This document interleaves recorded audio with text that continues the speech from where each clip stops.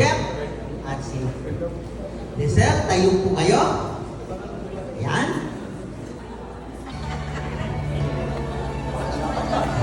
Asawa mo na yan.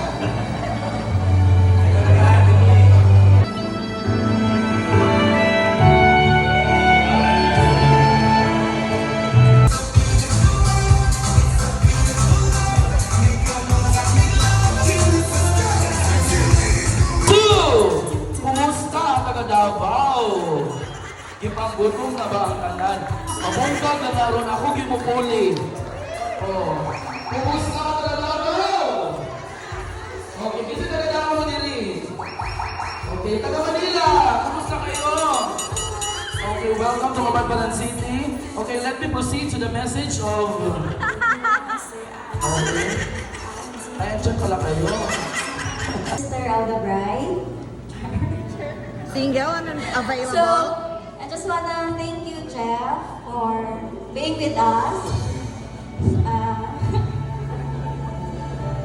Basta pag-abot ni mo, right timing kaya may mong pag-abot sa mga family. And I'm so grateful kay God na ikaw ang gipili. And dako jud kag na help sa mga, especially kang tatay. And I'm so happy na you were able to serve him katong naa pa siya din sa birth. And I hope that alam mo yun, you will love him as what the Bible said. I mean, you love her, sorry. And to the bride, thank you so much, Ate Balet.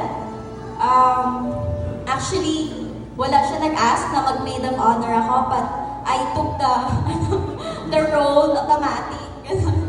But this is my first time, and parang everything is first time, and kanang lingaw lang siya ba, gilingaw lang yun na mamang self. Even wala si tatay, we still feel ang iyahang presence. And thank you, Ate Balat, for being so strong. And for, alam mo yun, for supporting us ni Nanay. And on behalf sa Kuta family, Jeff, we accept you. And Ate Balat, we pray that you will have a happy life with Jeff. That's all. Thank you. Go!